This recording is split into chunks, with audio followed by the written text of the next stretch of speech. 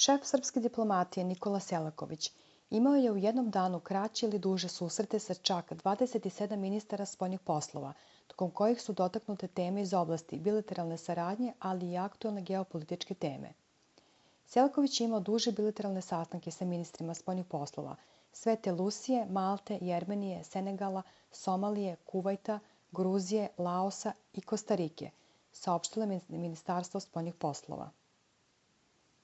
Ti razgovori su bili prilika za iznošenje konkretnih predloga za unapređenje bilateralne saradnje, kao i za razmenu informacija i stavova o najvećim međunarodnim izazovima današnjice, kao što su kriza u snabdevanju hranom i energentima. Jedna od dominantnih tema u jučerašnjim razgovorima bila je situacija na Kosovu i Metohiji i nastojanju Srbije da se u skladu sa međunarodnim pravom, mirnim i političkim sredstvima izbori za zaštitu svojih državnih i nacionalnih interesa.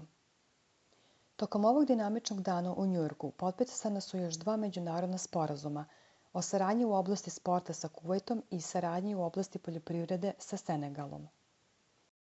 Šef srpske diplomatije Nikola Selaković bio je pozvan i da učestvuje na skupu Mladi ministri spoljnih poslova, čiji domaćin bio ministar Pakistana.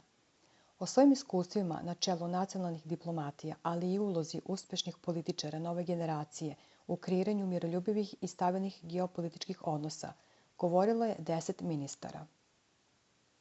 Na skupu su 8 ministra spoljnih poslova Srbije i domaćina iz Pakistana učestvovali predstavnici Mađarske, Češke, Katara, Kanade, Litvanije, Paname itd. Drugi radni dan u Njujorku ministar Selaković završio je trilateralnom radnom večerom sa šefovima diplomatija Grčke i Kipra, navedeno je u saopštenju.